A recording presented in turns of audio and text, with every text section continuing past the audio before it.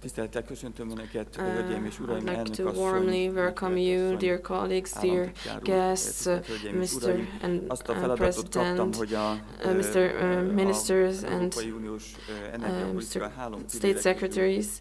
I think from the three pillars of the European Union, one is very important about the integrated energy markets, and I would like to talk about this pillar, and I would like to talk in Hungarian, maybe in favor to all those who have a difficulty to follow the English-speaking speeches. So I am very glad to have this community, to have all these colleagues around, and to be able to speak about this topic even if very shortly. But I remember the good old times when we started working with our engineer colleagues on the reshaping of the Hungarian energy market about 10 years ago, and there was a large skeptical attitude towards the possibilities to achieve the goals to reshape this sector. And I think 10 years ago the thought that electricity would become a product like wheat that has a price that can be measured in an hour, it seemed futuristic, but if you look at the market now and how it is shaped and what we have reached in as regards integration, I think these are large results in the European community, and we are going well forward, and I think this might be an inspiration to other colleagues, other engineers, all these results that we have achieved in the past decade. And I think it's worth to continue our work in collaboration in this field. I will be very short, and I wouldn't mention many other things that have been already mentioned before me about regulatory framework, what have been the regulatory developments from 96-98 with view to establish the single market for energy. So all this procedure has led the market towards a single European energy market, and until 2014 this market should be established irrevocably, the joint common gas market, and we have the third liberalization package, and the new European regulator is working on enhancing the establishment of new frameworks, regulatory frameworks, for establishing frameworks which are in conformity with the EU requirements on the gas market in Europe. The tendencies of market developments, we can see here now technical couplings and market harmonization, and also market regulation is very important.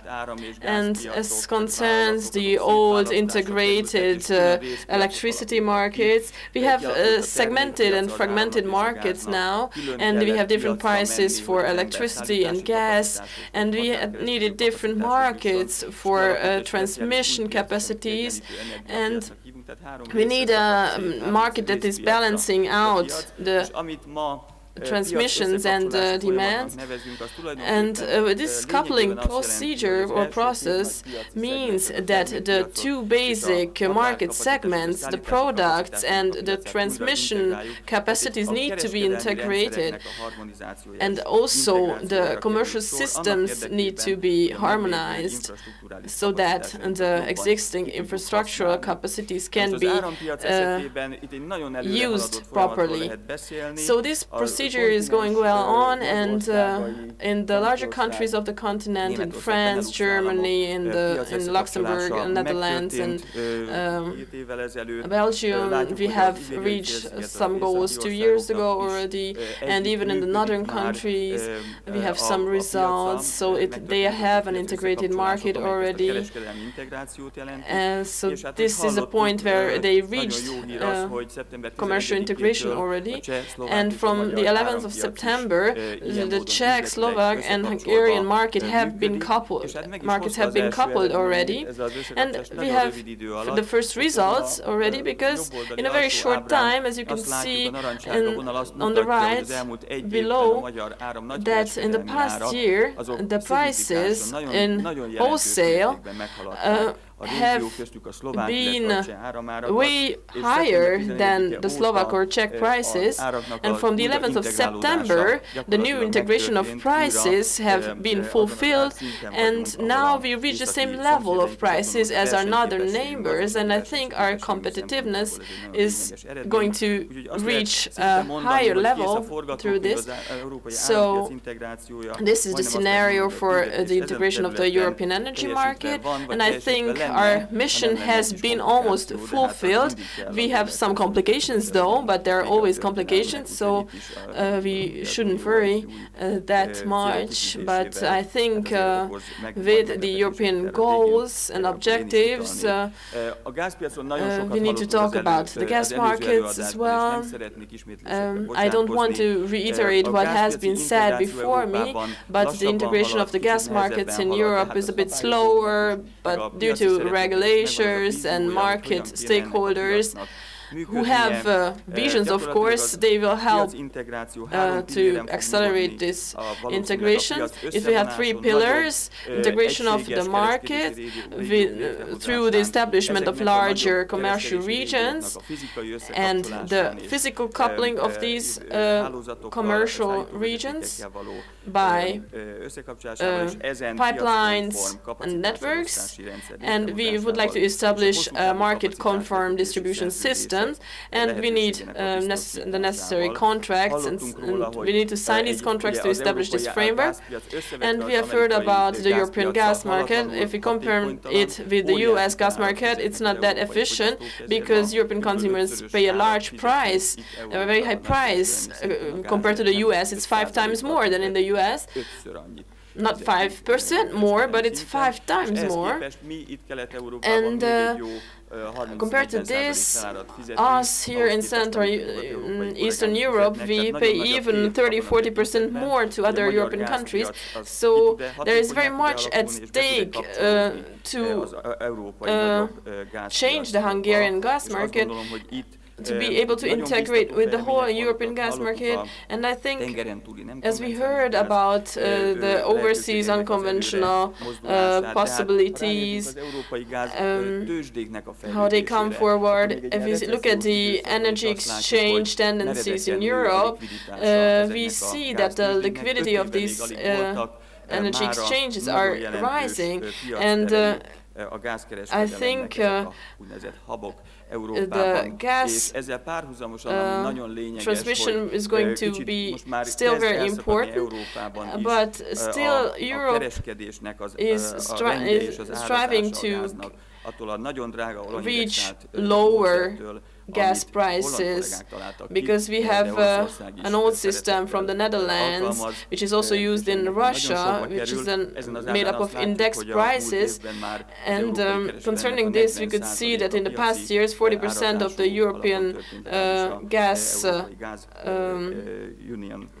sales has been reduced, but it has been also combined with oil in 60%.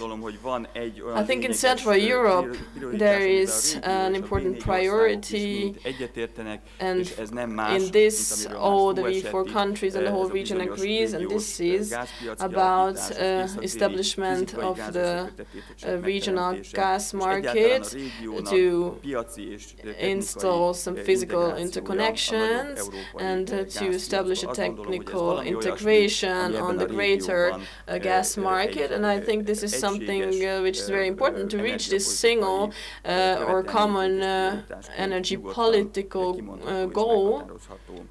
Here we have done some modeling. I don't have time to go into details because the President has asked me to be short, but just very briefly, in our research centers we have made some modeling of the market, and by this modeling we can see that the physical infrastructure to Western Europe is not very efficient, so we have Russian index prices in this region, but if we look at what would happen if Hungary or Slovakia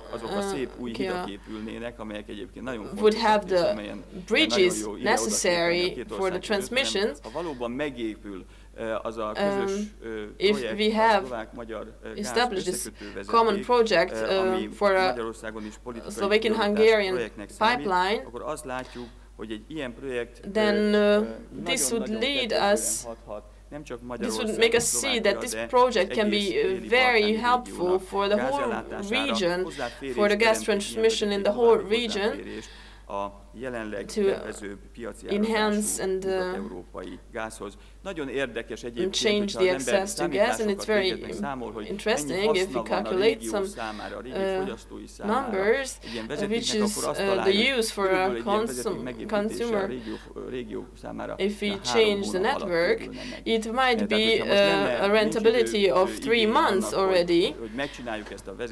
So you can see that there is a large need to establish these connections. If we would have this connection by tomorrow morning and we could invest these 120 million euros,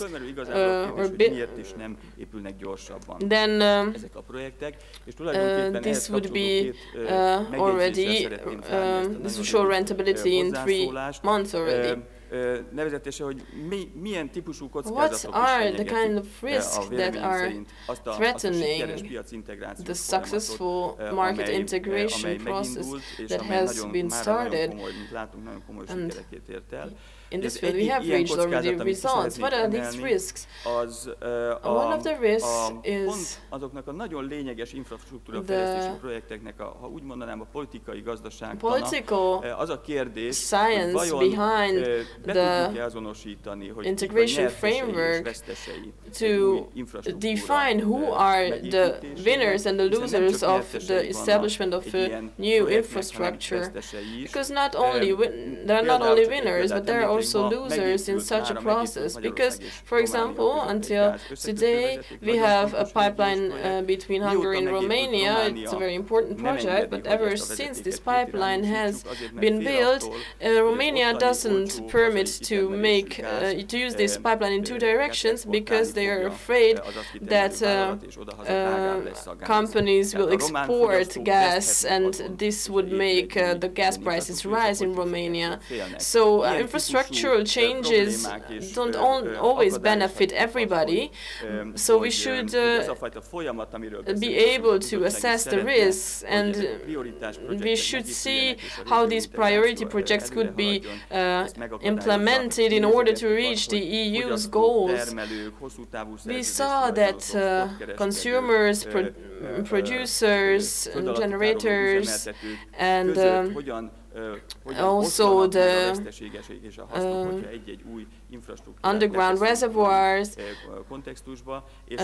build up the context of this whole European framework, and we could see that the Bulgarian pipeline could be of the same importance for the region as, for example, the Slovak-Hungarian pipeline, and even the Greek consumers had a great loss, and the gas generators or exploiters in Romania have experienced a great loss as well. And from the other side, those who built the pipelines or the distribution system owners might experience large benefits from these pipelines. But the question is how we could balance out these losses and with the winners, how could we bring them to one platform? This is a very important question for the future of the market integration. And another remark concerning the risks of the market integration, this is for the electricity sector. Altogether, we could state that the vision for 2050, which is a very forced, which means a forced reduction of CO2 emissions, might lead to conflicts and problems which have arisen already in the European market, which we haven't accounted for yet. And even from our German colleague, we have heard that who is an important representative of this policy, he also said that there are many problems in connection with this integration, and I think it's not easy to answer the question how we could find an agreement on a European level, how we could find a single way of reaching the integration. And I think we could maybe establish some electricity market segments which are supported or which have incentives. There are few market segments which could develop without any incentives, and parallelly there are some states which have established support systems, incentive systems for their own companies and power generators, and this might also destroy the integration of the European market. And the same policy which would have